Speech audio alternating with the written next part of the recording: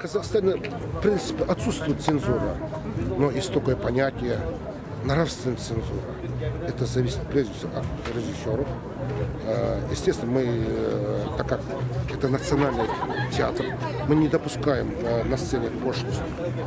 У нас запрещено эротические элементы. Мы сейчас живем в глобальном мире, где во всем мире идет глобализация, но это не означает, должна быть пошлость. Что означает талант? Это называется чувство меры. В этом театре я как художественный руководитель, я всегда слежу, чтобы в этом театре всегда присутствовало чувство меры, нравственности. Россия самая большая, как сказать, держава в постсоветском времени.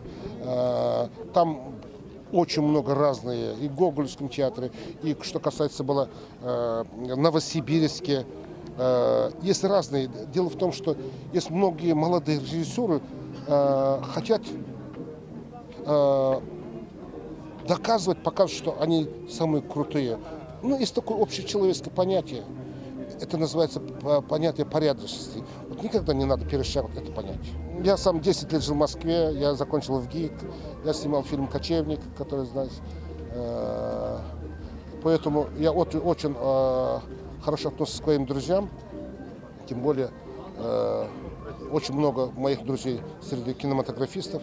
Қазақ тілі де, татар тілі де, башқұрт тілі де, өзбек тілі де, бұлар ұлттық театр, ұлттық тілдер. Біздер өз тілімізді сақтамасақ, біз өз тілімізді қадірлемесек, біз өз ана тілімізді көзіміздің қарашығындай бағаламасақ, біздің тіліміз жоғалады. Тіл жоғалған күні ұлт, орысша айтқанда нация жоғалады. Сондықтан біз мына бүгінгі күнгі глобализацияның кезінде өз тілімізді, ана тілімізді сақтауымыз керек.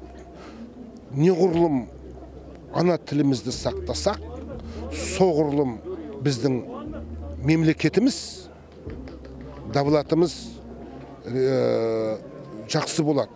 Ал жақсы мемлекет байыды бір жағдайда, ол тек қана экономика емес, ол өзіміздің тілімізді, ділімізді, дінімізді сақтауымыз керек.